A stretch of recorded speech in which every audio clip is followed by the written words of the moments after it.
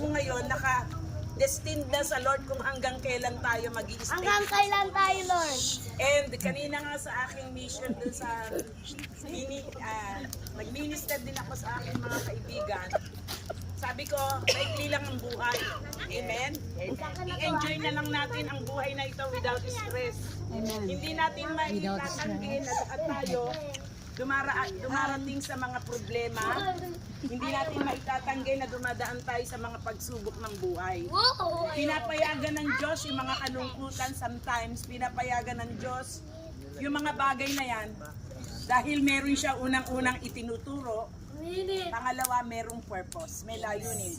But in the book of Romans, di ba sabi niya, all things, sabi ng Panginoon, lahat ng bagay, work together for good. Sinabi niya yung para kanino?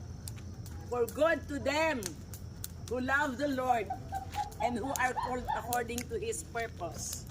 Minsan mapapatanong ka ba't gano'n, exempted na dapat tayo? Wala pong exempted. Amen? It doesn't mean pag nagdurusa tayo, may kasalanan tayo. It doesn't mean pag palagay natin, talunan tayo, consequence ng ginawa natin. Hindi po. Hindi gano'n ng Lord.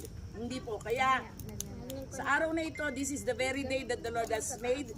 Exact date ng birthday ni Sister Margie, Pastora Margie.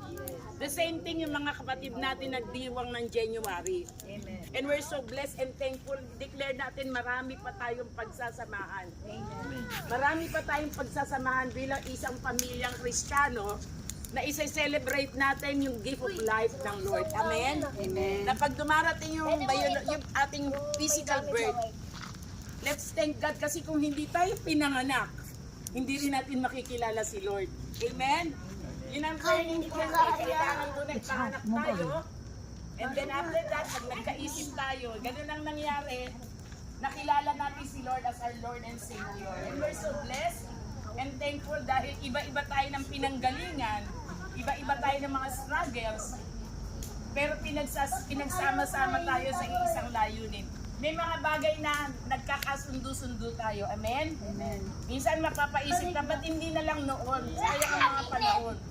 Eh hindi, si Lord lang talaga nakakaalam. Amen? Amen. Eh, but one thing for sure, that the Lord is very, very good and faithful. He will never leave us nor forsake us. Sige, awitin nga natin yung kantang nagsasabing salamat, salamat. Diba? Hallelujah. Praise God.